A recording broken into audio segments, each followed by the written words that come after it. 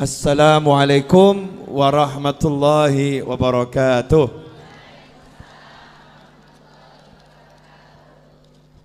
Di zaman Nabi Muhammad SAW ada sahabat namanya Jabir bin Abdullah radhiyallahu ta'ala anhu.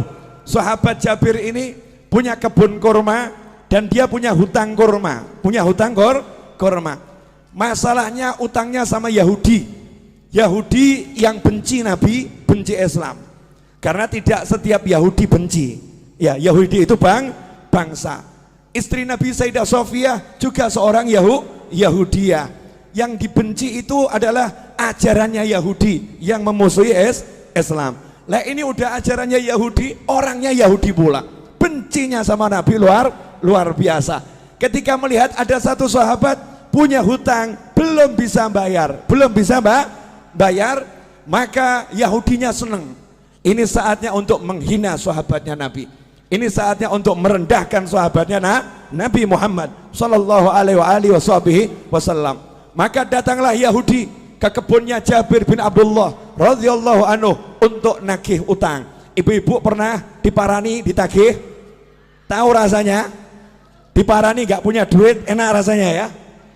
Diparani sama orang yang badannya mungkin gede-gede, mungkin badannya tidak enak dilihat, wajahnya serem, itu tidak seberapa. Tapi kalau yang nyamperin ibu-ibu mulutnya cerewet, itu luar biasa. Ada mau bayar kapan utangmu? Utang udah dibayar. Wah, itu lebih dari pria-pria yang badannya besar itu. Yang cerewetnya luar biasa. Kalimatnya menusuk dan merobek-robek jiwa dan menyebabkan ibu sakit hati ketemu orang yang seperti itu. Hari itu Yahudi datang ke tempatnya Jabir. Nabi Muhammad SAW dimintai tolong sama Jabir, ya Rasulullah, tolong utang saya ini biar bisa ditunda, dibayar tahun depan. Yahudinya diajak bicara. Nabi ngajak sahabat, ini kerennya di sini, hebatnya di sini. Ada satu teman Nabi, sahabat Nabi punya utang. Uangnya buat bayar gak cukup, kebunnya buat bayar gak cukup. Nabi Muhammad SAW tidak duduk di rumahnya, tapi Rasulullah SAW ngajak sahabat-sahabatnya, yuk kita ke rumahnya Jabir, ayo kita ke kebunnya Jabir. Kasihan itu, Jabir digeruduk Yahudi, Jabir disamperin Yahudi. Ini Yahudinya lagi nagih Jabir, mau menghinakan Jabir. Berangkat Nabi Muhammad SAW bersama sahabat. Kemudian Rasul sendiri yang ngajak ngomong bicara si Yahudi. Artinya Nabi SAW tokoh masyarakat, Rasul punya jabatan, punya kedudukan, mau membela orang yang ditagih hutang, mau membela orang yang terlilit hutang. Saat itu Nabi belum punya duit, karena Nabi kalau punya duit tekno didom langsung, dibagi-bagi langsung habis. Apa sabda Nabi buat orang yang terlilit hutang?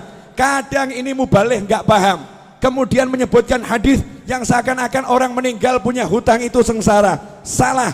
Dulu Nabi Muhammad SAW bersabda, siapa yang meninggal punya hutang, saya tidak akan sholatkan jenazahnya.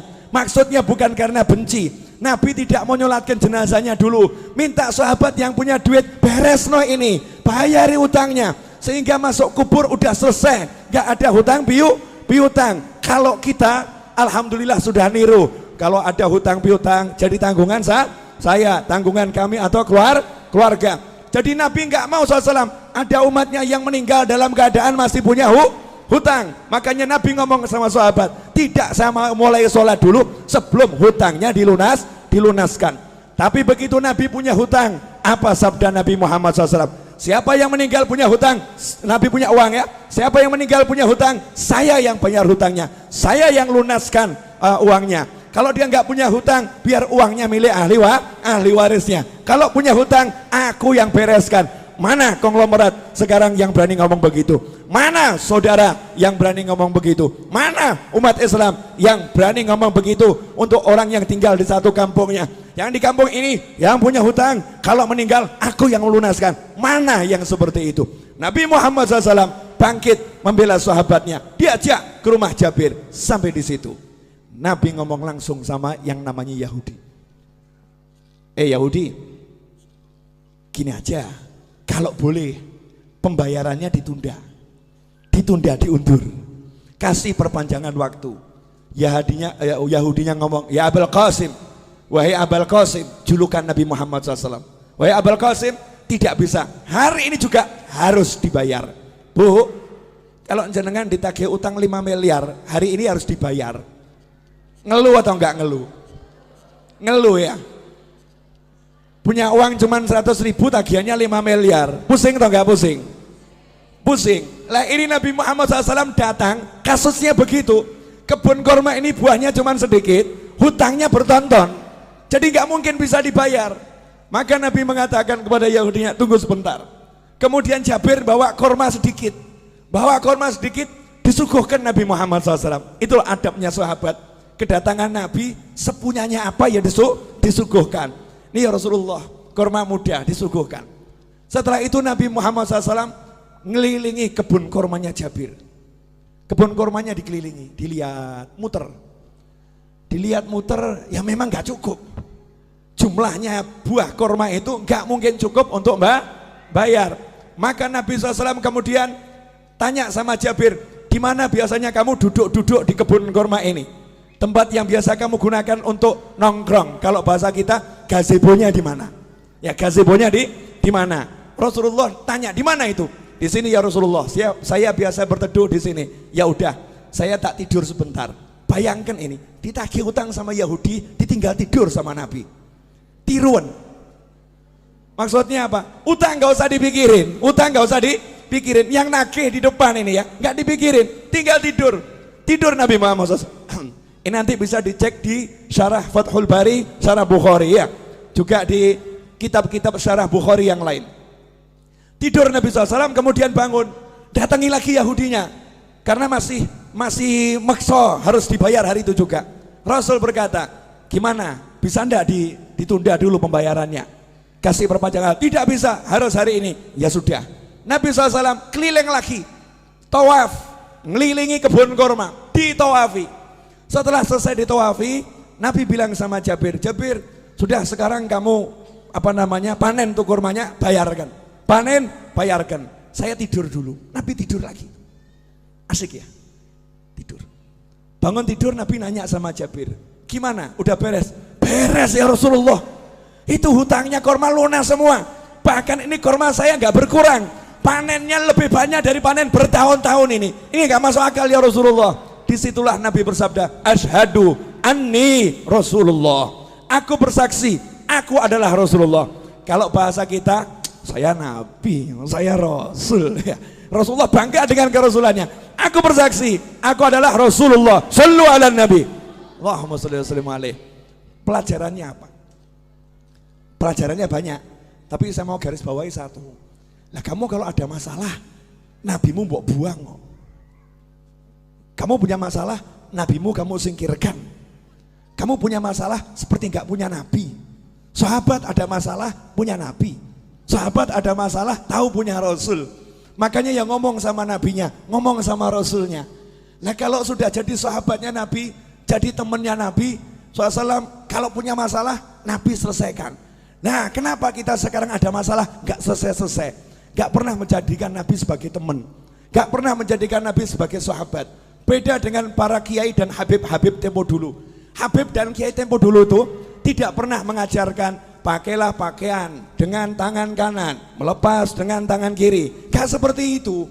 Tapi para habib dan para kiai ngajari pakailah pakaian, bayangkan gimana Nabi pakai pakaian.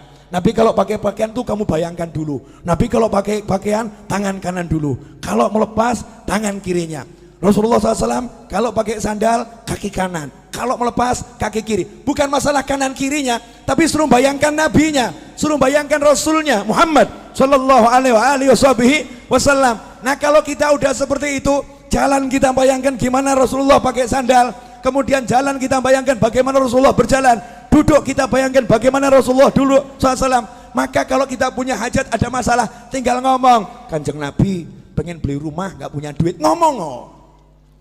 Kamu kira ini semua jadi begini karena saya punya duit? Enggak. Tapi gara-gara saya rajin ngomong, ya Rasulullah, cucumu yang agak nyebelin di Solo ini, banyak dosanya, banyak salahnya, punya utang banyak, punya hajat banyak. Please, mintakan sama Allah, lunaskan. Mintakan sama Allah, selesaikan. Mintakan sama Allah.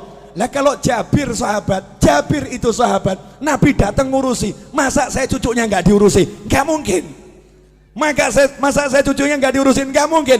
Lantas bagaimana dengan Anda? Beb, saya bukan cucu Nabi. Tenang, Anda semua bisa jadi saudara Nabi Muhammad SAW. Rasul dalam hadis mengatakan, sungguh saya kangen sama saudara saya. Maka sahabat ngomongnya, Rasulullah, kan kami ada di sini, kami saudaramu, kok dicari? Kenapa? Saya nggak cari kalian, kalian sahabat saya, bukan saudara saya. Lantas siapa saudaramu ya Rasulullah SAW? Orang-orang yang lahir nanti belum pernah lihat saya, tapi percaya sama saya, iman sama saya, bahkan rela kehilangan harta dan keluarganya demi sekali melihat saya. Itulah saudara-saudara saya. Saya kangen pengen melihat beliau-beliau itu. Bayangkan, Nabi belum pernah ketemu kita, wujud kita belum ada, sudah dikangeni, dikangeni. Lah kalau kita sekarang bisa kangen sama Nabi dengan baca sholawat Barzanji, Maulid Diba, kemudian Burdah, Simtudurar dan semisalnya, kita sholawatan sama kangen, berarti kita jadi kelompok saudara Nabi Muhammad SAW. Dan saudara sama saudara itu pasti saling membela, pasti saling mendukung. Kalau udah begitu, kamu punya masalah, insya Allah nggak punya masalah. Saya punya masalah, insya Allah nggak punya masalah. Kenapa? Yang turun tangan langsung Nabi Muhammad Sallallahu Alaihi Wasallam, yang menyelesaikan langsung Rasulullah SAW. Nah, biar Rasul mau turun tangan, biar Rasul mau menyelesaikan, saya kasih tip satu, gak usah banyak-banyak. Mau bu? Wani piro? Ya karena ini urusannya urusan masalah. Banyak orang zaman sekarang kan penuh masalah, bingung solusi. Gampang, ilmunya orang tua. Pegang tasbih, baca nariyah 4.444 kali. Pegang tasbih, baca munjiah 1.000 kali. Solawat, pegang solawat. Solawatin masalahmu. Ada orang ngomong, Beb, ini kan urusan dunia, masa solawat dipakai urusan dunia? Loh, kamu tuh masa urusan dunia mau pakai apa kalau nggak pakai takwa? Urusan dunia itu diraih dengan takwa. Kamu punya hajat pengen kabul harus doa. Doa gak pakai solawat gak diterima sama Allah. Sehebat apapun orangnya doa, gak pakai solawat gak diterima sama Allah Subhanahu wa ta'ala. Sehebat apapun orangnya solat, gak pakai solawat gak diterima solatnya oleh Allah Subhanahu wa ta'ala. Sehebat apapun orang khutbah Jumat, gak pakai solawat gak diterima oleh Allah Subhanahu wa ta'ala. Kalau hidupmu gak ada solawat, gak diterima oleh Allah Subhanahu wa ta'ala. Dan kalau kamu hanya ingat Allah, gak mau ingat Nabi Muhammad SAW, Islammu ditolak oleh Allah Subhanahu wa ta'ala. Sebelum minta apapun, suruh mengedepankan Allah Rasulullah, Allah Rasulullah. Dalam sholawat sudah ada semuanya, Allahumma sholli, Allahumma sholli. Sholawat itu nyebut Allah, nyebut Nabi Muhammad SAW. Nah, setelah kita banyak sholawat, awali doa dengan sholawat, betul? Setelah kita banyak sholawat, baru ngomong, ya Allah, ini loh hajat saya, ini loh masalah saya, selesai. Makanya orang dulu ngajari begitu. Cuman ibu-ibu pokil. Tahu pokil bu? Curang. Ya, merekayasa sholawat, kemudian mencurangi sholawat. Nariyah 4.444 kali dibaca berjamaah, satu orang ambil 5 jagung, 10 jagung. Saya nggak bicara fadilah, kalau fadilah luar biasa, fadilahnya luar biasa. Kemudian protes sama kiainya, sama habibnya, sama gurunya. Saya udah baca nariyah berjamaah, tapi hajat kok nggak kabul-kabul. Habibnya jawab kabul, cuman kabulnya juga berjamaah, jadi dicicil saudara-saudara. Kabulnya dicicil, diangsur. Kalau pengen kabulnya cespleng, ya kamu sisakan waktu khusus. Minta izin sama suamimu. Ya, suami, kamu butuh mobil, butuh rumah, butuh hutang lunas. Iya, dah kamu urus anak-anak, aku izin ngurung diri di kamar 5 jam, jangan diganggu. Ngapain? Mau nariyah. Pegang tasbih, baca nariyah 4.444 kali. Setelah itu keluar ngomong sama suami, jangan kamu pikir lunas hutangmu. Niru Nabi, Nabi tidur. Nabi tidur, dah silahkan pergi kerja, gak usah dipikir. Main-main sama anak, gak usah dipikir, lunas. Suaminya nanya, lunas piye?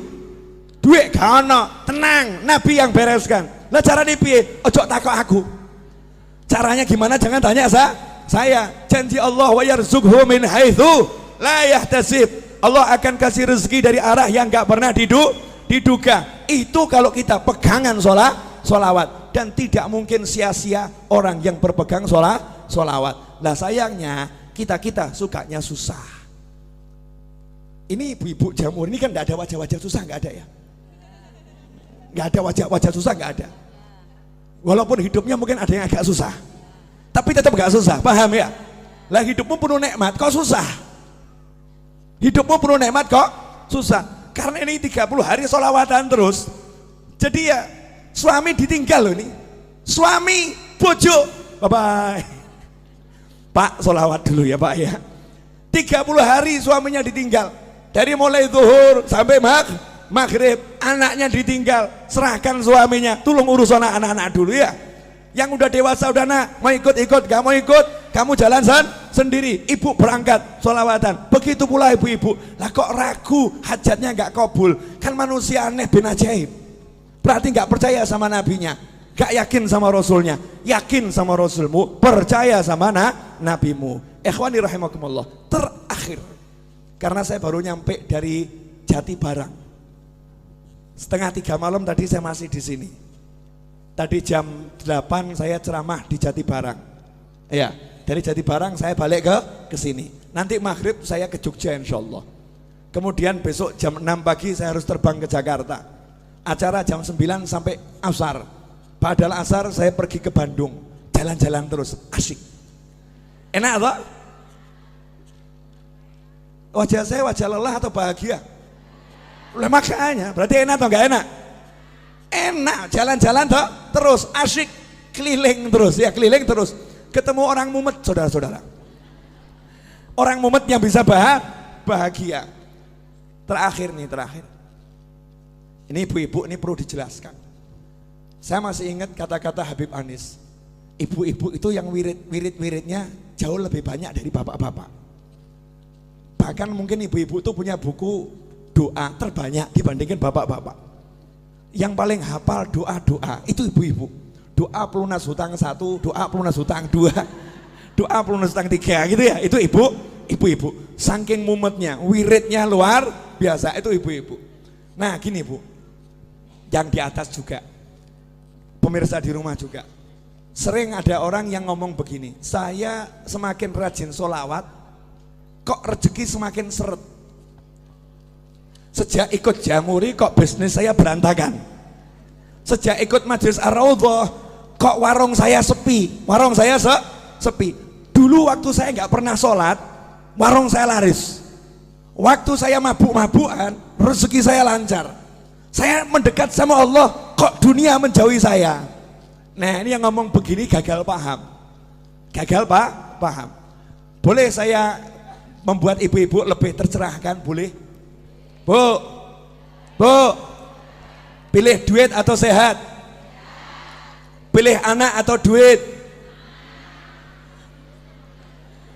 Gini, ulangi. Pilih duit atau sehat? Pilih punya anak atau enggak punya anak? Pilih punya duit tapi enggak punya anak atau enggak punya duit tapi punya anak? Mesti ngeyel. Punya duit, punya anak. Kenapa saya nanya seperti ini? Maksud saya begini loh. Yang namanya duit itu kecil. Tahu kata Allah Ta'ala, dunia dan segala isinya la ta'dilu janaha ba'ullah. Dunia dan segala isinya tidak sepadan dengan sebelah sayap nyamuk. Sebelah sayap nyamuk sama dunia, maqablal akhirah, semuanya itu. Planet-planet, kemudian galaksi, antariksa, dan segala isinya. Kalau ditimbang dibandingkan sebelah sayap nyamuk, kata Allah Ta'ala masih berat sayapnya nyamuk dalam pandangan Allah. Artinya gak ada artinya sama sekali.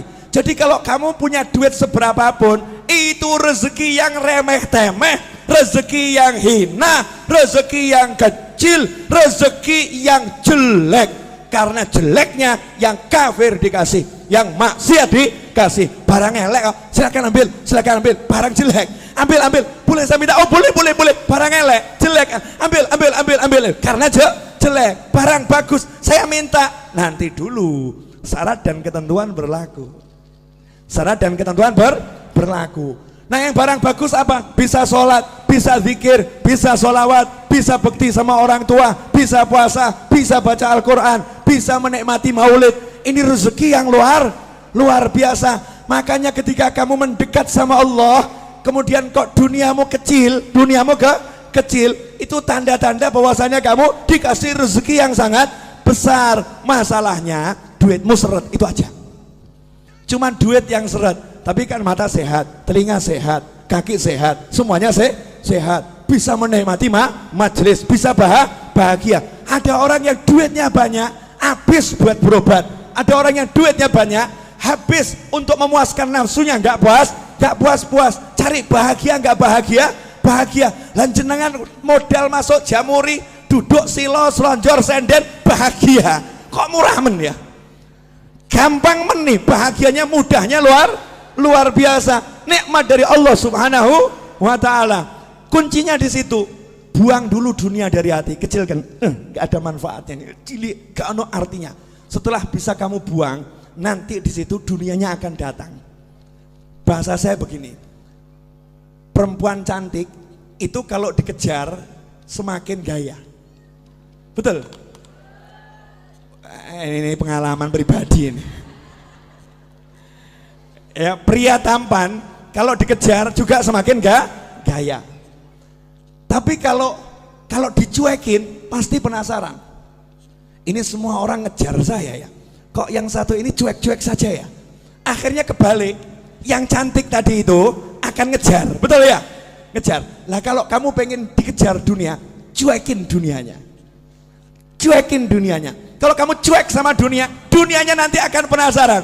Kok aku nggak disentuh ya? Aku nggak dicari sama dia ya? Aku kok nggak dianggap ya? Dunianya akhirnya jor-joran. Ambil, ayo, tertarik sama aku. Ambil, tertarik sama aku. Kita tetap nyantai-nyantai saja. Cuek, nggak ngaruh. Itu kunci untuk menguasai dunia. Rahasianya di situ. Terakhir. Udah, ini saya ceramah bengak-bengok biar ngantuknya hilang kabeh. Karena ini jamnya jam ngantuk dari tadi jam 1 kan ya?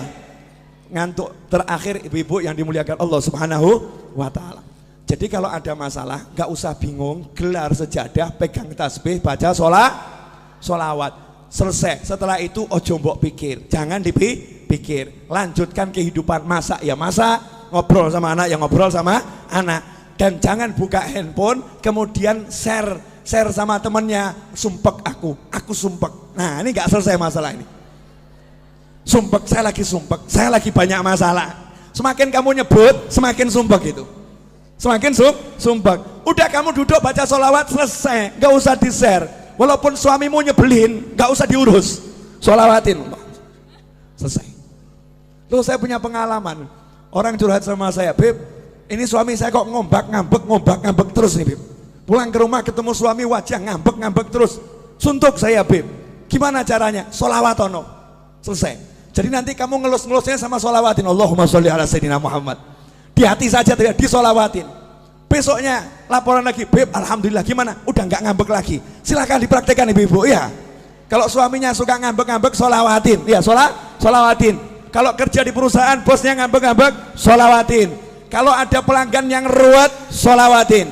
Beres, nggak mungkin tidak beres. Jaminan 100%, 100%. Ini yang ngomong sudah praktek. Yang ngomong sudah praktek. Kalau ketemu orang ruwet-ruwet, modal saya tak sholawatin, selesai. Ya, sholawatin selesai. Kalau saya nggak kuat nyolawatin, saya titip sama teman-teman saya, duduk di musola baca munjiah 100 kali, saya punya hajat. Duduk di tanah sana baca munjiah 1000 kali, saya punya hajat. Giliran saya nyupir ceramah, saya ceramah, yang lain sholawat. Selesai ceramah, selesai masalah. Mau praktek? Jangan, berarti kamu nunggu masalah dulu. Jangan praktek untuk masalah, praktek untuk hajat. Terima kasih, jazakumullah khairan katsiran. Insyaallah yang sedikit ini barokah dan manfaat. Saya udah bilang pokoknya kalau bulan Maulid ceramah saya berusaha dandan. Saya begini nih sumuk dan panas. Saya membayangkan bagaimana ibu-ibu kuat dengan pakaian yang seperti ini ya, luar biasa. Waktu saya di Hongkong naik taksi, supir taksinya diminta sama TKW Hongkong dengan bahasa Hongkongnya, tolong AC-nya didinginkan. Maka jawaban supir taksinya, AC saya sudah dingin. Masalahnya bukan di AC, tapi pakaianmu kebanyakan katanya. Kan pakai jubah, pakai ini tuh apa namanya TKW kalau pengajian, pakaianmu kebanyakan. Alhamdulillah, insya Allah kalau pakai baju gini kepanasan akan menghilangkan panasnya neraka, menghilangkan panasnya kubur. Saya minta semuanya angkat tangan tirukan saya, boleh? Bismillahirrahmanirrahim. Allahumma salli wa sallim ala sayyidina Muhammadin wa alihi wa sahbihi ajma'in. Rabbi ighfirli wa li walidayya warhamhuma kama rabbayani saghira. Rabbi ighfirli wa li walidayya warhamhuma kama rabbayani saghira. Rabbi ighfirli wa li walidayya warhamhuma kama rabbayani saghira.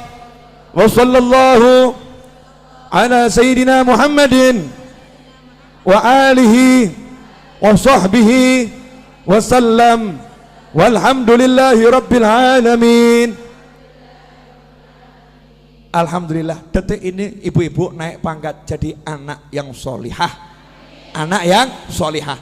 Karena dalam hadis disebutkan waladun solihun yad'ulah, anak soleh itu yang mendoakan orang tua. Amanat saya, sehabis sholat jangan tinggalkan doa ini. Rabbighfirli wa li walidayya warhamhuma kama rabbayani shaghira. Dan ajarkan pada siapapun, ajarkan kepada anak kita. Janji Nabi, Allah tidak akan memutuskan rezeki dari seorang hamba yang hamba itu tidak memutuskan doa untuk orang tuanya. Maka kalau kita doakan orang tua kita terus, maka rezeki zahir dan batin tidak akan putus. Saya mengucapkan jazakumullah khairan dan mohon maaf atas segala ketidaknyamanan dan kekurangan majelis ini dalam menyambut Anda semua. Mudah-mudahan dimaafkan dan barokah, amin. Wassalamualaikum warahmatullahi wabarakatuh.